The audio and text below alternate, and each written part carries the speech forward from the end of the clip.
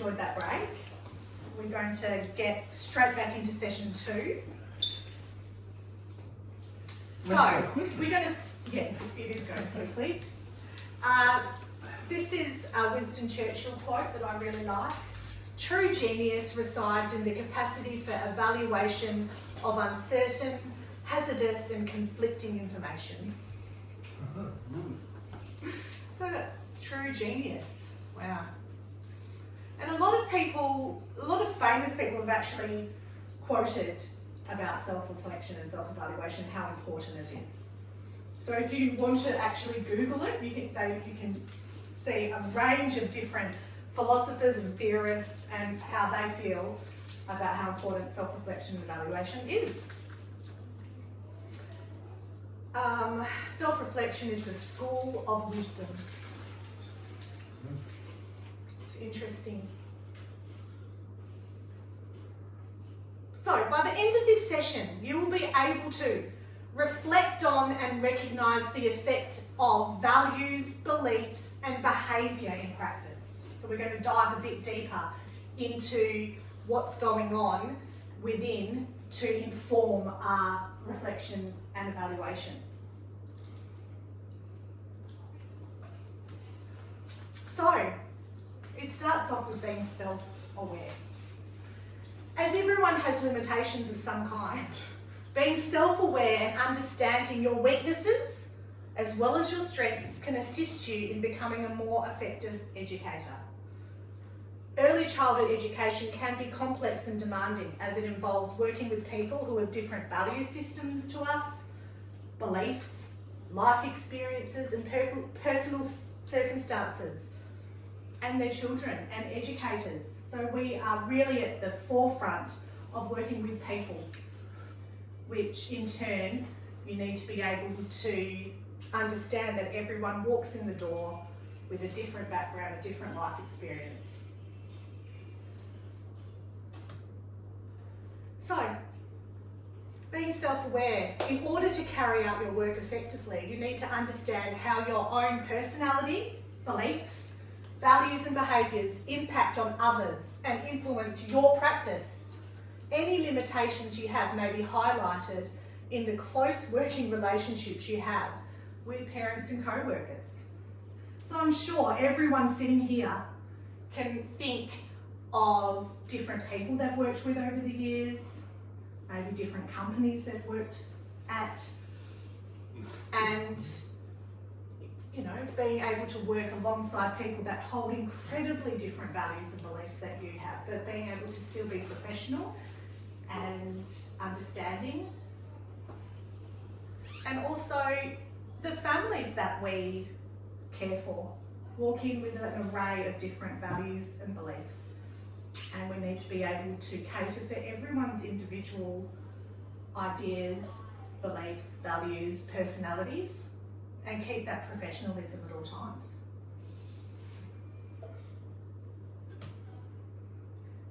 So values, beliefs and our behaviour. How do we develop our own values and beliefs? Any ideas? How does one do that? Through our upbringing, background, culture. Brilliant. Yeah, through our upbringing, so our childhood. Do you think it develops early on in life? Whole beliefs and value system? Not in its entirety, but the seeds are sown. The seeds are sown. Well, somebody famous, the Jesuit, I think, said, give me your child till they're 6 and I'll give you the adult. Yeah, I've heard that quote as well. That's so true. So the foundations are laid when we're young. It also depends on where we were brought up, what culture we were brought up in. And Our socio-economic background. absolutely. The environment, the community. It's really multi-layered, isn't it? Religion. Yeah, the religion. Yeah, and how much our family impacts. Whether you have a family. Or whether you have a family, that's right. Yeah, that's right. And what your influences are. So it's a really complex process of developing one's own beliefs and values. So what are values and attitudes? Good question. Our attitudes are the manifestation of our values. They are expressed through what we say or do. So that's our attitude. Our values make us accept certain things and reject others. How we act and what we say present our attitudes, and our values manifest. To edit that. Made manifest. No, that makes sense. It does, doesn't Yeah. it? I just didn't How remember. we act. Yeah, so our attitude is how we act, how we express ourselves, Yeah. and our values inform our attitude. Yeah. You're looking a bit confused, Christina? Yeah, that's fine. Yeah? So values make up our belief system. Yes. It's quite true, isn't it? Yeah. Values are beliefs that guide our behaviour.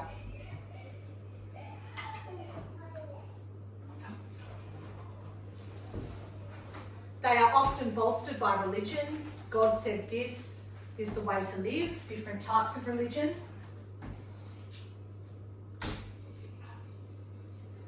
Values are socially constructed and devised to allow society to operate peacefully. So our values are constructed in a social environment, how we're brought up, where we're brought up.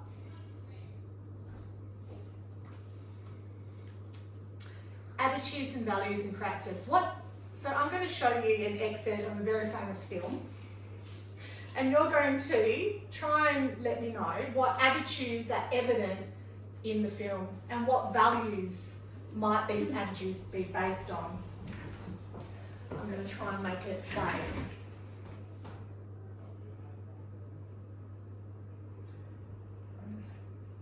Okay, so I'm just going to turn it up a little bit so everyone can hear. Which movie is it? I think it's going to be. Someone, I think you're going to guess. Gone with the Wind? No, the one set in France. Les Miserables. Les Miserables. I'm going to ask you at the end.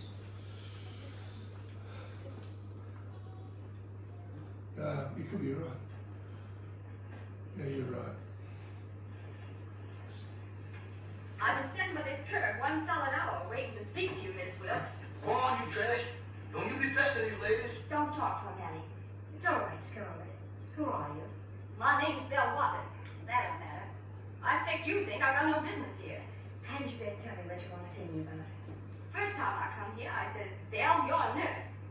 The ladies didn't want my kind of nursing. Well, they was more than likely right. Then I tried giving them money. Well, my money wasn't good enough for them either. You old peahens. But I know a gentleman who says you're a human being. If you are, which they ain't, you'll take my money for the hospital. What are you doing here? Haven't you been told twice already? This time I'm conversing with Miss Wilkes. You might as well take my money, Miss Wilkes. It's good money, even if it is mine. I'm sure you're very generous. No, I'm not. I'm a Confederate like everybody else, that's all. Of course you are. And some folks here wouldn't feel that way. Maybe they ain't as good Christians as you.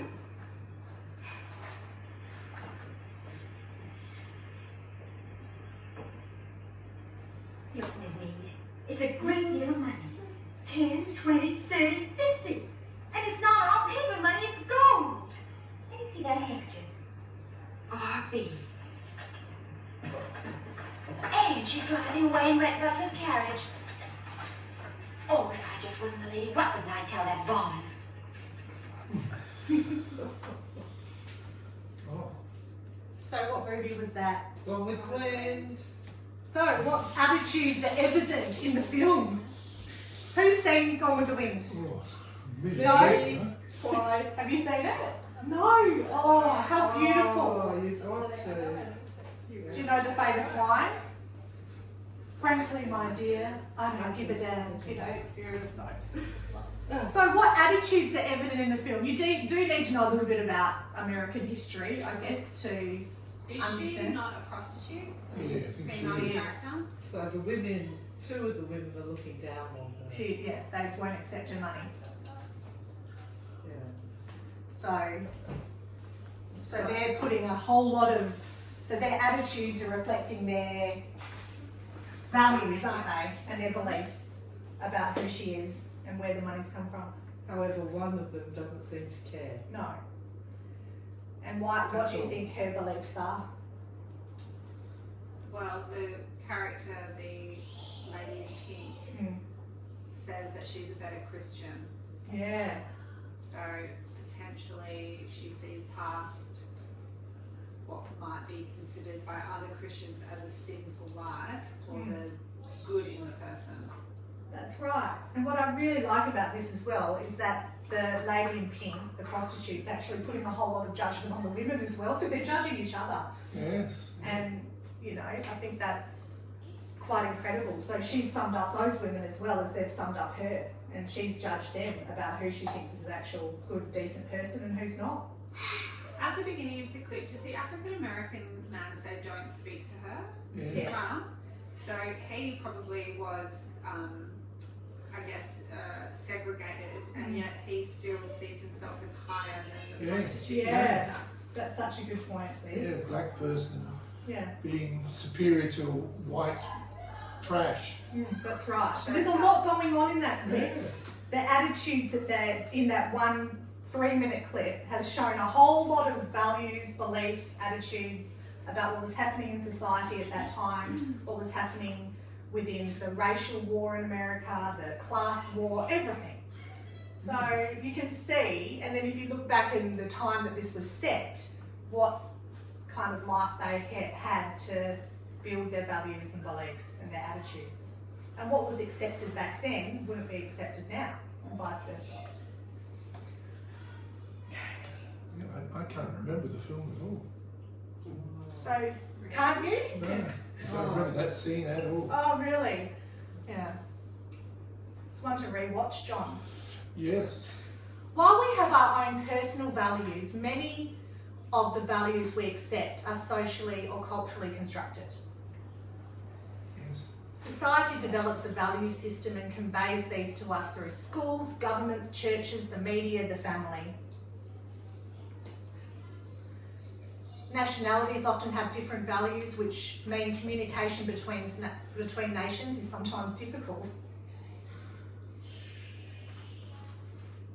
So we value freedom of people to have as many children as they wish, while in China the value of inhibiting population growth is more important. So just between these two countries, they're worlds apart in what they value and the attitudes they adopt. This is just something that I thought was quite funny. Instead of prescribing more drugs, why don't you help me discover what my values are and how to live my life in accordance with them? Whatever he's smoking on that song. So you can see that, you know, she's supposed to be the professional, but her attitude and values and beliefs don't really align to the nations. Well, he's self-diagnosed, isn't he? Yeah, he is. And it's a comment on overprescription of psychiatric medication. You know, you could go on and on about what this cartoon's saying. Yeah. Any other comments about this cartoon? Claudia? Yeah. So, I like this visual display. So, our actions are the visible part, but our values and beliefs inform our actions. So they're the, you know, this is the tip of the iceberg, and this is what really is informing all that we do, all that we say, and how we act in our day-to-day lives. So can everyone see how important it is to understand that each person has their own values and belief system, and that we're all individual, and it really varies in every workplace? It's very important, but in order not to have anarchy, you've got to have a certain amount of uniformity of action, no matter Absolutely. what your beliefs and values are. Absolutely. And that holding the professional line, being professional in what we do is very important. Yeah. So, what are values? Values represent personal standards. We learn personal values from our families, social and cultural groups, religious beliefs, school and personal experiences. Values can vary between cultures and societies. For example, you may place high value on personal freedom and individuality. However, in some countries it is more important, especially for women, to value conformity and duty to others.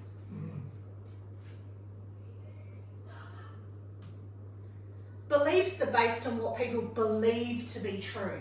For example, many people have religious beliefs that guide how they live their lives. Individual beliefs are not easily changed as they provide a basis for a person's understanding of the world. It is important to examine your own beliefs and not assume that what you believe is right and logical, or that the beliefs of others are incorrect and irrational.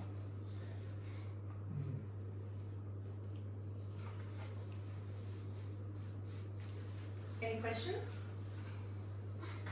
Bit difficult. That one is some people's religious beliefs are absolutely paramount and can dominate how they look at everybody else. If you're not of that religion, am I allowed to name religions? Well, just in your personal experience. Well, At a workplace? for sure. If you take Islam and Islamic beliefs, their attitude to women, what women are allowed to do in schools and so on, or not at school. Yeah, They that's don't true. give education, in many cases, don't give education to women. Right. And they're required to dress in certain That's right, fashions. yeah. It's And pretty, being able to understand this in an early childhood setting where we have families that come in from different religious Yes. beliefs, you know, being able to inform ourselves and how to, you know, be able to cater for everyone and all their different beliefs is so important, and not put our personal judgment on other people. yeah. But Hard to do. ultimately, the law of the land is going to have to be obeyed, Yes. no matter what your personal religious beliefs are. Yes, that's true. So, Yeah. if, for example, a child at your centre you knew a girl was going to be circumcised, you would have to do something about that. Yeah, that's true. Hopefully that won't happen, but yeah. But there's also the parent, if they don't disclose that information, how are we to know as well, you know? So, True. but I agree, Chris, it's true. So, how do our values and beliefs affect your behaviour in the workplace?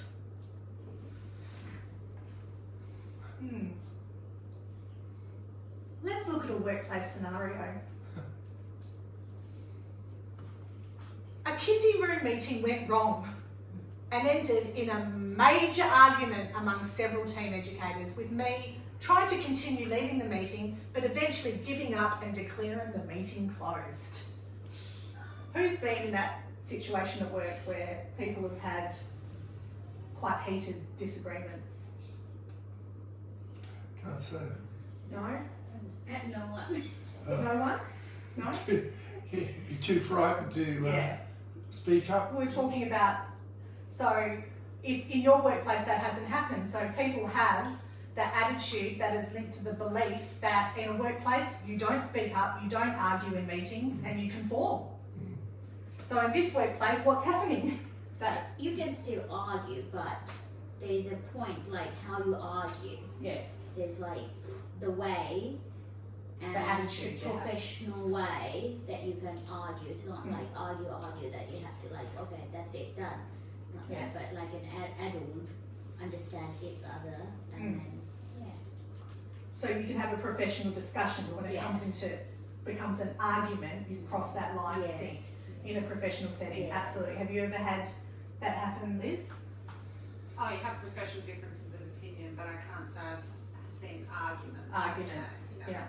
Is this actually with me? Is that you? Oh, this is just like, it's It's just written in that, it's not me, so, Okay, but this right. is someone writing the scenario Okay, and right, what's yeah, happened, yeah. yeah. Yeah. So, why did it happen? A clash of personalities among team members and everyone trying to talk at once. No one would listen to me as a meeting room leader. So you can picture what kind of values and attitudes and beliefs the workers at that certain workplace had. Maybe the culture of the workplace wasn't the best, that everyone thought they could act like that in a professional meeting. And also, Well, there's a protocol, you know, everyone trying to talk at once. That's There's right. a protocol in running a meeting. And Yeah. normally you have a chair and who runs the meeting. It That's says right. who made, and minutes are kept and all that. So obviously it looks like this particular meeting either didn't have those guidelines or else they were not following them. no, or the workplace didn't value having structure in workplace meet, and that's becoming more popular, these kind of free-for-all workplaces where there's not a lot of structure, Yeah. you know, so, and this kind of thing maybe could happen more. So maybe there'd been issues building up over a long time prior to the meeting, it just all spilled over Such a in the good meeting. point. That could happen, that could have happened as well. So we don't know what's happened before the meeting to lead to this. All good points. So how do I feel about it? I felt frustrated and angry that I could not get control of the meeting. I was upset that my role was not respected. So what kind of values is the team leader showing? What does she value, do you think? What are her beliefs and values? You can probably have a look at the words that they used. Well, obviously they believe in the protocol, Yes. the way to actually run a proper meeting. And once it was not being followed, she felt her role was not being respected. Yeah, so she values respect between people. Yeah. And if that's not happening, that's going against what her Yep. values and belief systems are, yeah. And it doesn't even have to be respect for her, but respect for the meeting, how So a true. meeting is. So that professionalism, she wanted to be professional and she yeah. felt like it wasn't Yep. happening. Yeah, so there's a lot going on within her, but you can see that how her values are coming out, her beliefs, her attitudes, and also the attitudes of her co-workers Yes. and how they're acting and what their beliefs might be and attitudes towards a professional. Have they been in a professional setting before?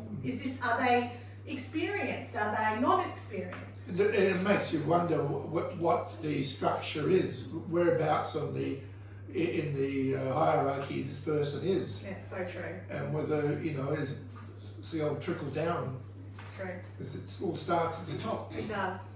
I agree. Really good points. So what values, and we've just discussed this, what values and beliefs do you think the employee has? So as we We just discussed, said, I think, yeah, she wanted respect, she wanted professionalism, politeness, you know, she might have a deep belief that people need to be polite and courteous to each other, and that wasn't happening. So she ended up feeling really, really frustrated and angry and a big, Very unproductive way of doing things. yeah, totally. And you can also see how this kind of situation, if this happens continuously in a workplace, It's actually destructive. it is, yeah.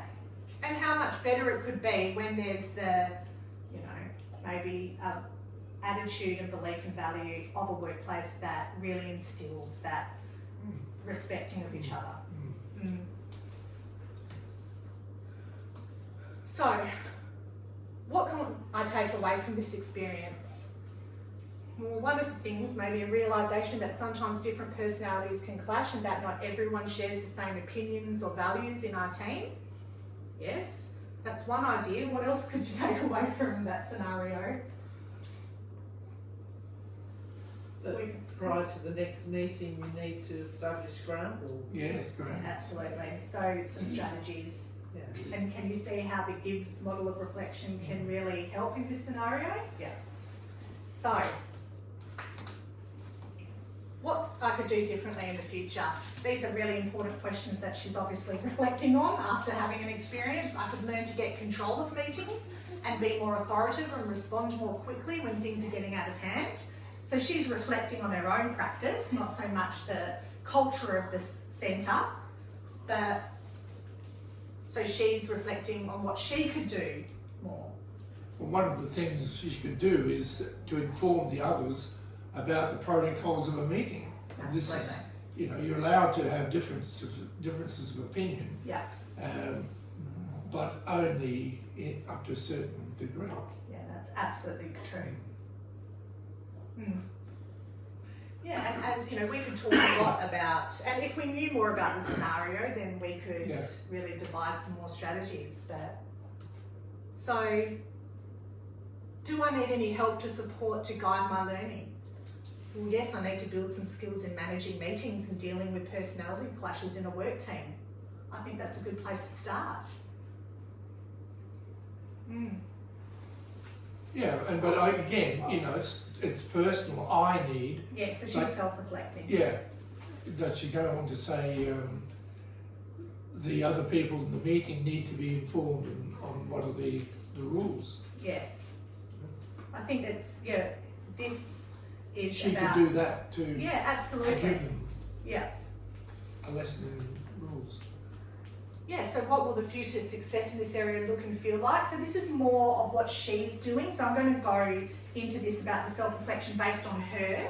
So at the moment, it's not controlling the environment, it's more reflecting on what she's feeling. So I can picture myself running a meeting where people can share their opinions and be heard easily, and where questions are asked and statements made in a respectful way. I think this will make me feel more confident as a leader. And that's an interesting word she's used. So she's obviously feeling really not confident in her skills, and that's probably really dented her confidence, having a meeting turn into an argument. So she's really trying to say that she wants to be more confident in her own way, and that will lead to not feeling so stressed and nervous. Yeah, so I think it's quite self-aware, as we discussed earlier. Very important, because It's very otherwise important. the meeting won't be constructive at all. It won't. So, I want you to refer to your clipboards, and we are going to, can I just have a look at this for a second? So this is a reflective journal. You turn the page to it. So this is going to be a journal that you're now going to use to think of a scenario in your workplace, and you're going to fill out using, so this is based on the Gibbs model of reflection and also the scenario and the questions that we used. So what happened? So describe the scenario. How did you feel? Why has it happened? What can you do about it? Some short-term and long-term strategies. And then lastly, the action plan. So I'm going to actually give you 10 minutes now to have a really good think about a scenario in your workplace that you can reflect on and come up with. It doesn't need to be elaborate. And you can come up with just some short-term strategies, just one or two. And I'm going to give you 10 minutes to think about this. And I'm going to ask just a couple of people to share. So it doesn't need to be an incredibly personal experience. You need to feel confident sharing it with the group. So 10 minutes, up to 10 minutes. Yeah, so, yeah. Think of a situation. You can work in pairs if you don't feel confident working by yourself. I'll give you a little bit less than 10 minutes actually, because yeah, we need to move along.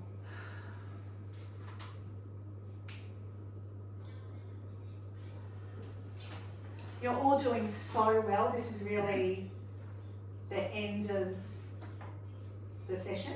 So once we do this, then Manuka, I can see how dedicated you are and feeling that. Thank you for being so, what's the word? diligent Okay.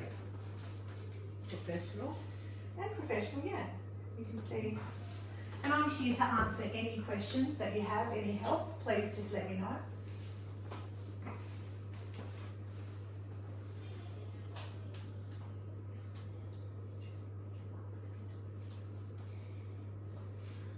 Does anyone have any cool parts in the work?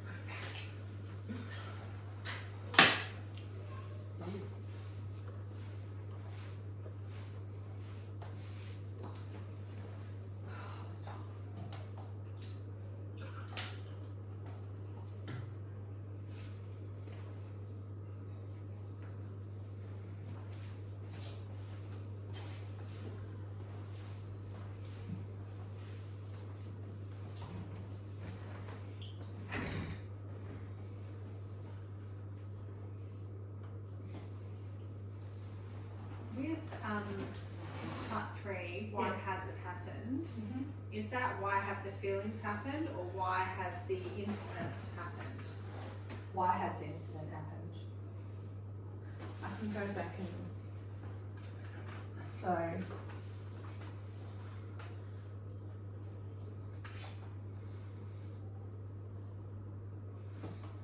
if you look at this, Elizabeth, so why did it happen? So she said within the scenario that it was a clash of personalities. So in the scenario that you're reflecting on, just, you know, try and think about why do you think that it happened? What was happening to make the outcome?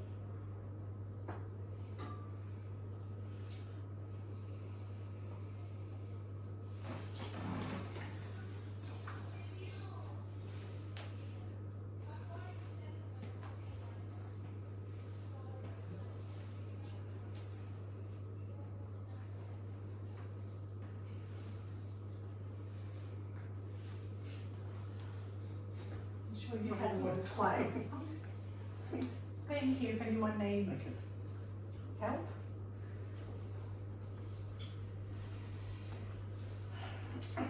Got about 3 minutes, everyone.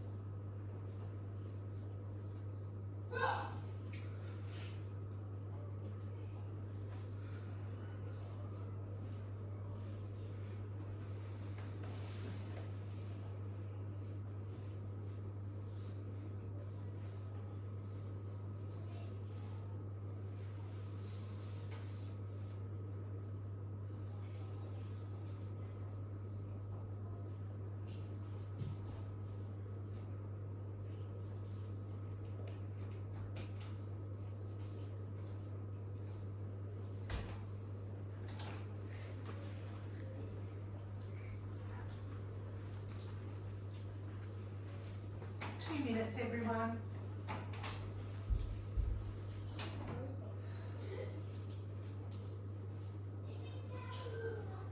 Just a couple of points in the action plan. This is really just to get you familiar with this format, and I'll go on to just let you know why.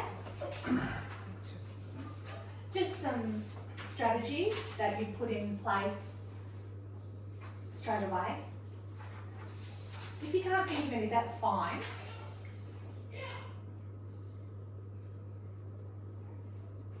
While everyone's writing, we'll go over this, but this is going to be part of your assessment. So for the remainder of the course, Your assessment 1 is filling out 3 entries of a reflective diary. Yep. So we're going to go through this in greater detail, but this will be part of your assessment process. Okay, just another minute. Everyone wrapping up? Brilliant. Wow. Awesome. Doing well there, John Thank and you very Richard. much.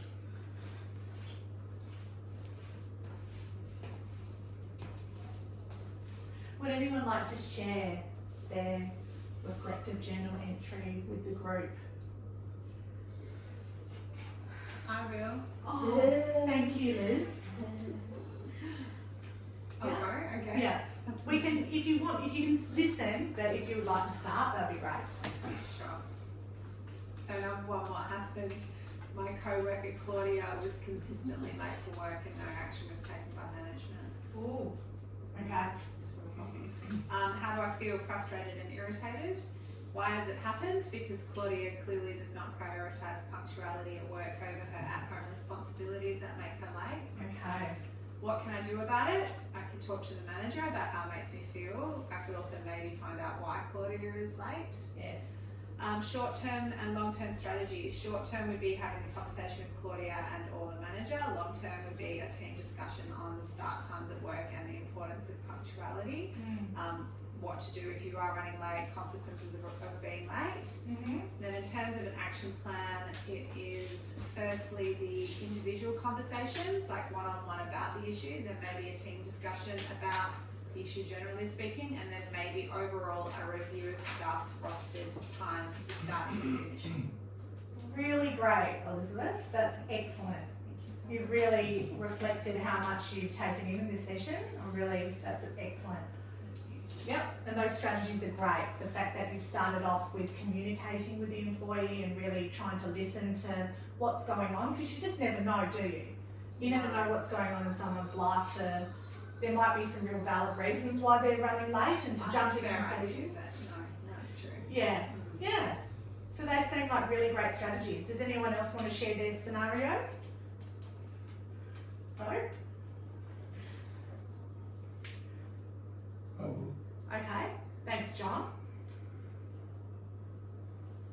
I'm really talking about something that happened fairly recently. We were at a meeting and there were a lot of guest speakers. They followed each other onto the podium. Each of the speakers was known to their own group but not to other people, even though some people seemed to know who they were. But I certainly didn't know who they were, and I didn't know a lot of the other people as well. How did I feel? I felt everyone else seemed to know the speakers and also many of the others, and I felt left out. Oh. And why did it happen? There was no formal leader to conduct the introductions, and there was no opportunity to meet other people find out who they were. What can I do about it? I could give feedback to the organisers to prevent this happening again and make suggestions of, in point 5, short term, I can find out who the people were, the speakers, and who some of the other people were. And a long-term strategy, we could set up some kind of getting to know you activity, which would help people get to know people. Really good. That's excellent. You really understood the model of reflection as well. They're excellent strategies. And it's good that you described how you felt, It would be frustrating. Yeah. Anyone else? No, that's okay. Thank you so much for Liz and John for sharing that. So as I said briefly before, and we're going to go into this in the next session, that keeping a reflective journal, and I'll be giving you all the templates, over 3 weeks and 1 entry per week is part of your assessment 1 for this unit. So any questions, you can talk to me after the session. about filling out your journals and when they're due, but we'll go into this in a later session. But thank you so much everyone for coming and attending. I really do appreciate it. Any questions? Yeah. Yes? Does it go towards our mark? It does. So it's part of the assessment to pass this unit. But we'll be going, as I said, in a later session, we'll be talking about this assessment, but just to let you know what you need to do. Will it be a test? No, just have to fill out the journal. Thank you all again for coming. Thank you, that was very helpful. Yeah. Bravo, excellent. Thank you very much. You're welcome. Thanks again.